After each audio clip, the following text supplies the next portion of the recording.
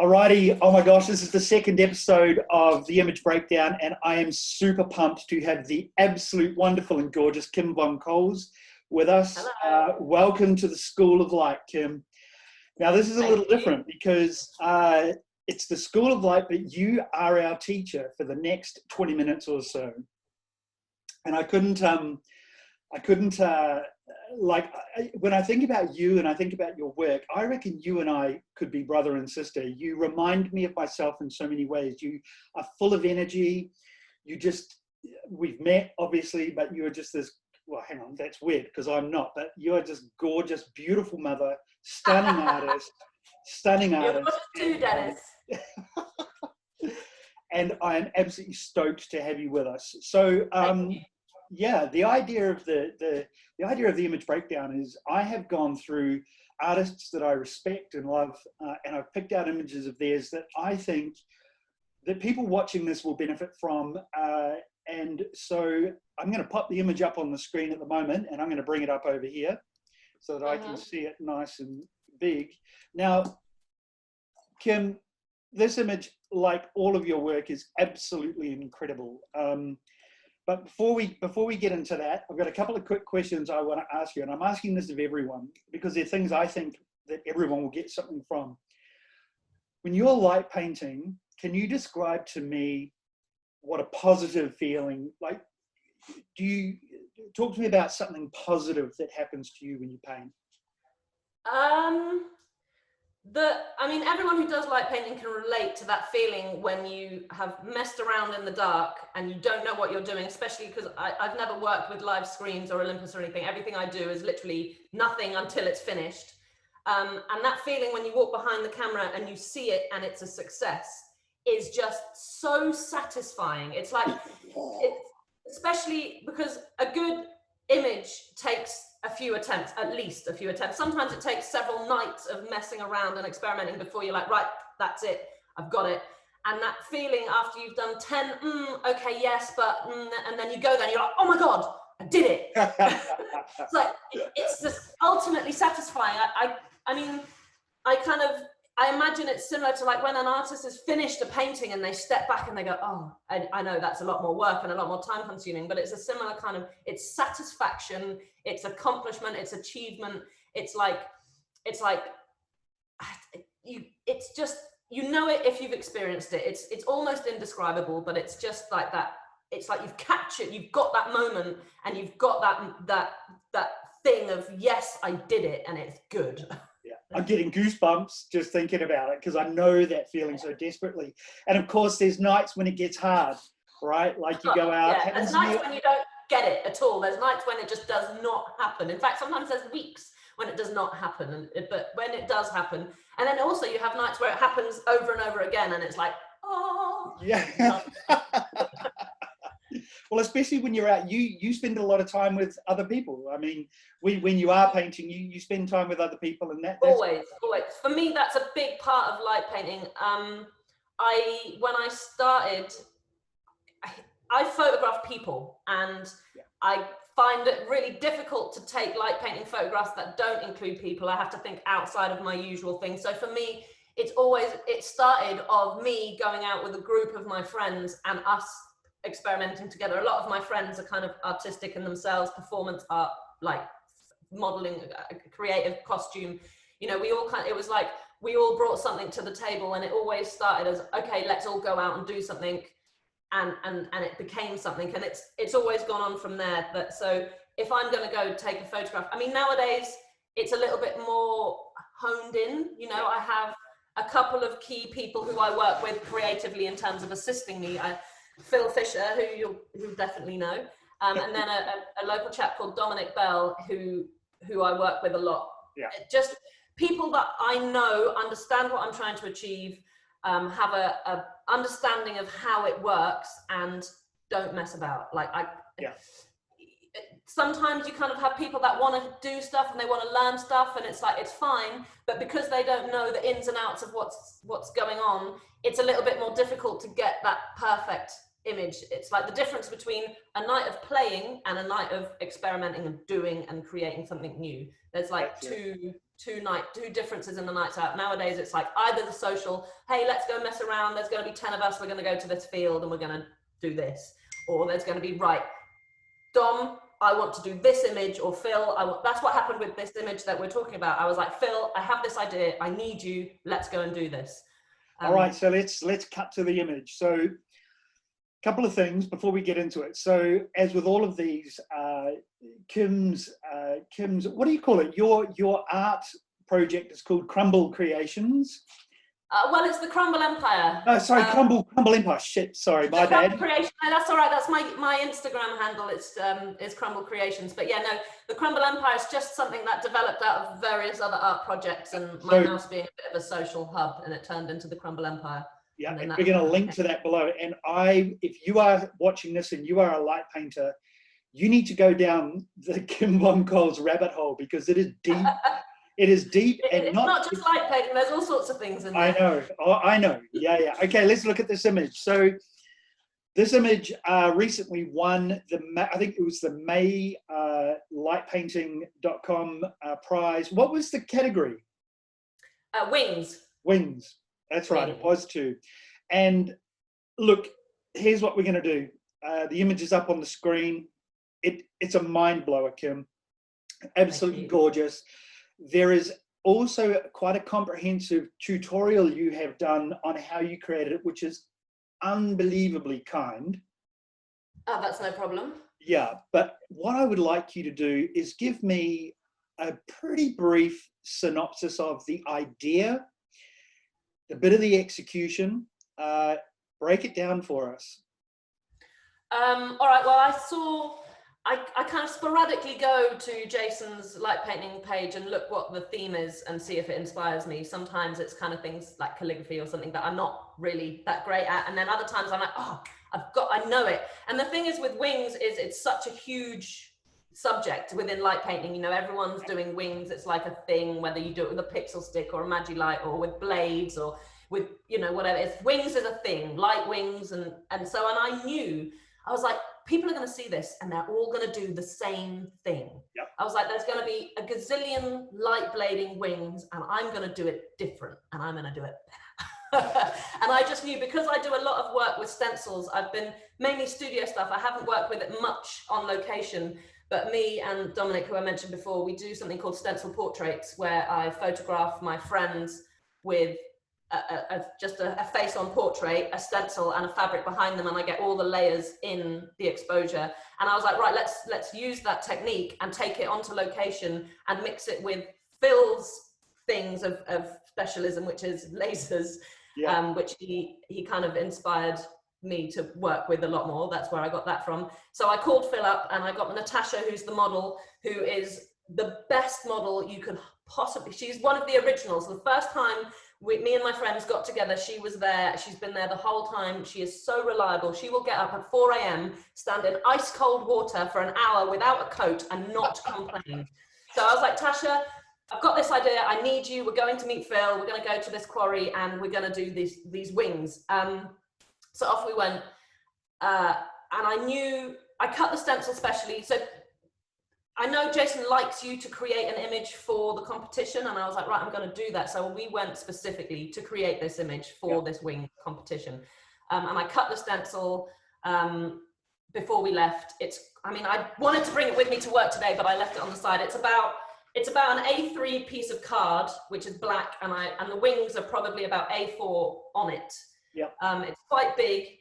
And apart from that, we used lasers, some steel wool, a backlight and a front scanner, which is just I literally just made it myself out of a little strip of LEDs and some paper wrapped around it to kind of stop it from hitting. We went and met in this quarry in the middle of the night nearby here. So that's kind of the beginnings of what happened. So step me through reasonably succinctly. There's a lot going on here, because this is all... It's actually quite simple. There's a lot going on, but the stages are relatively simple. If you understand the stencil Yeah. process, which is quite easy once I've explained it. There is actually not that much that you need to do in the process. Yeah. So once you've set up, so I'll give you a brief description of the setup and then the process. So we have the camera and the stencil. What I do is I have 2 lighting stands either side. It was windy, so I had to clip it either side. I have 2 lighting stands either side of my camera, and I clip the stencil about 1/2 meter away from my camera, in between the model and the camera. It's not far, and what you need to do is you need to look through, and I line up the focus point on the head of the model, and so that I know when I put the stencil in between, I know exactly where the head is, so that I can line up the shape of the stencil, knowing where her shoulders are in the image. Yeah. Then we have the model, and then behind the model, approximately maybe 5 to 10 meters away, depending on how much space you have, you put the laser. So you put the laser on a lighting stand, shining towards the camera with the model in between. Make sure you don't shine the laser into your lens. Yeah. And then that's kind of the setup. So you have camera, stencil, model, and then laser a little bit further behind. And then the other things you need are some steel wool and a backlight torch and a scanner. The process of actually taking the photograph. So we did quite a few that night, and of which many were successful. This just happens to be our favorite. There's also a nice one with red lasers that I like. And me and Phil took it in turns to do the shutter and the lights. So for this particular one, I did the lights. So Phil opened the shutter with the stencil in place. Yep. And the model in place. So what you do first is behind the model, while the stencil is in place, you spin steel wool so that it fills that gap right behind her, because the problem is with backlight, you need something for the light to bounce off. If there's nothing direct for the light to bounce off, you have to fill it with light. So that's what I did with the steel wool. And then we backlit the tips of the wings. So we lit the walls with a yellow or a red. Sorry, I'm not looking at the image right now. It's a yellowy, orangey gel. Yeah, so we filled to make sure that the whole stencil is filled. At this point, you can't see the model. So if the model gets light on her, if the model moves a bit, it's not a big deal, because the only thing that is exposing is the hole in the stencil. Yes. So the stencil is held still, and if other stuff is going on or the model coughs or whatever, it's not the end of the world, because at the moment she's not visible on the sensor. So steel wool, light the tips with the backlight, then you take the stencil away. When you take the stencil away, that's when it's important the model's holding still. We did a backlight on the model and the walls. We did a scan of the model. Yeah. And then you step out of the way and you light a smoke bomb. It's like a little smoke pellet. And the smoke pellet then fills the image with the lasers. And that's it. It sounds a little bit more complicated now that I've said it, but actually it's not that complicated. But you know the thing is though, Kim, is that like I've painted with Phil. I've been lucky enough to paint with Phil, and he's great. I remember, he's my favorite.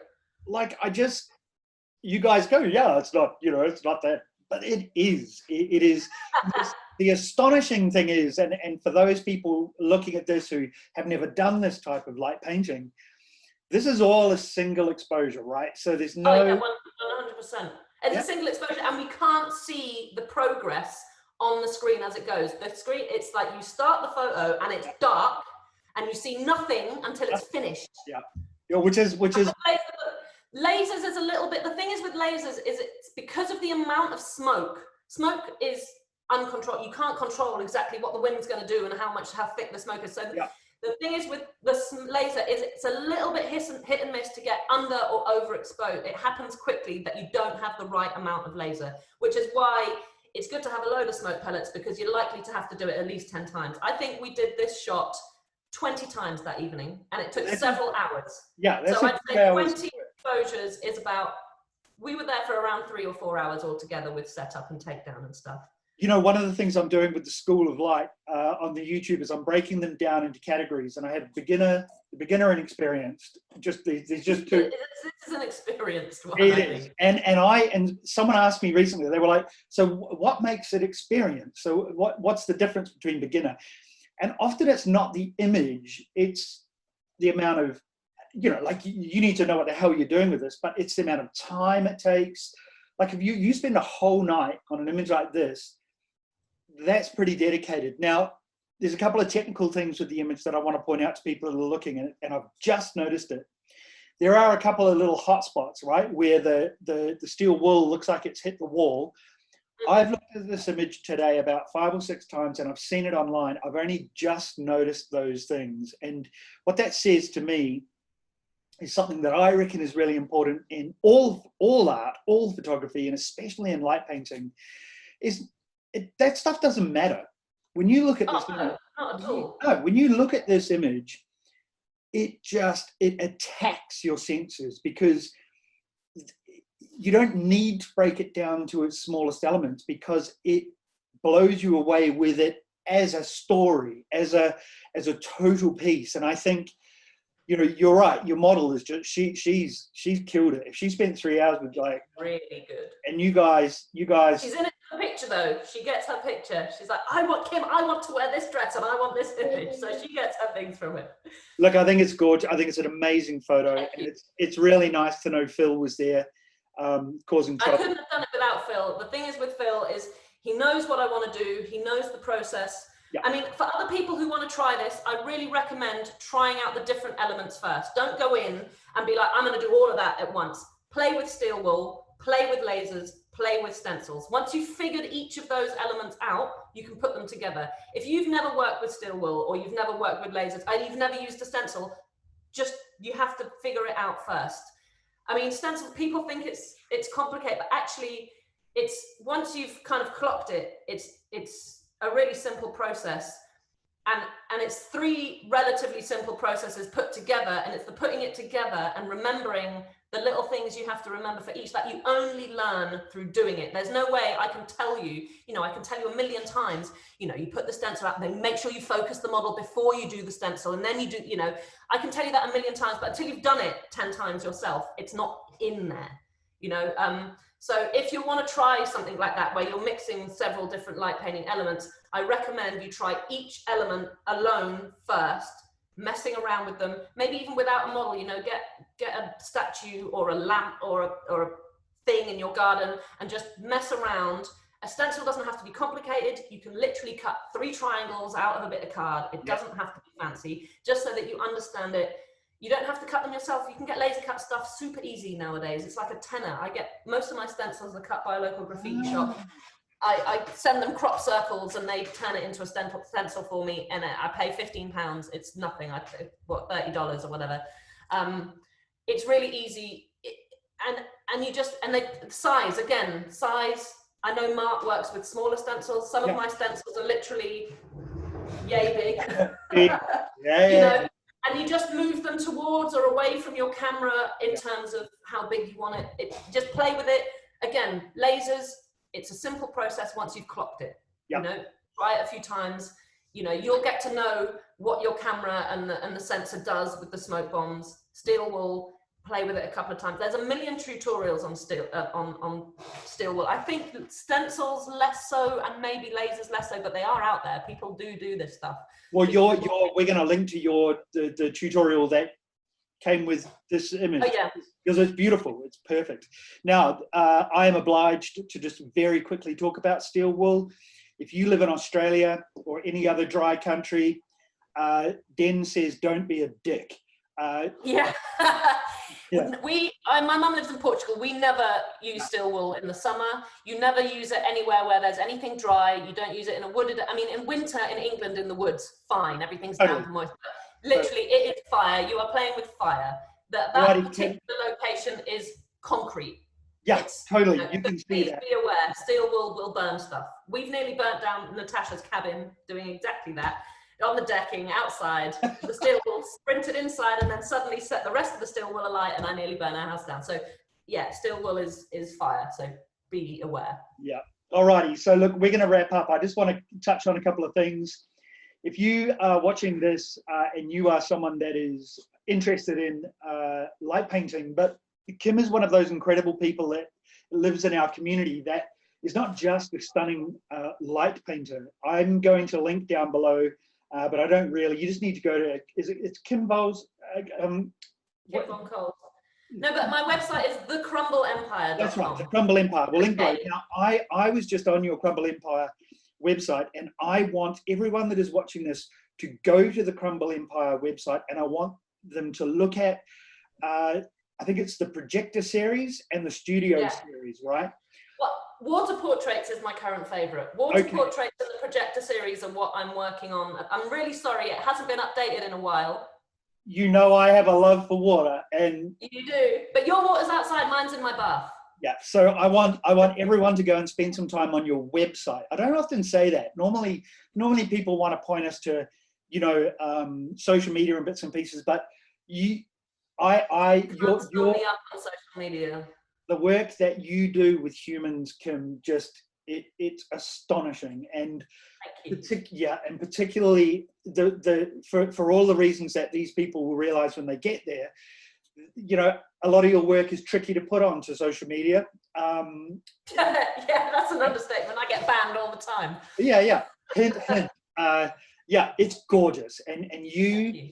The thing that the work that you do, mainly with the female form, is you do it with such incredible class, and it's just those women.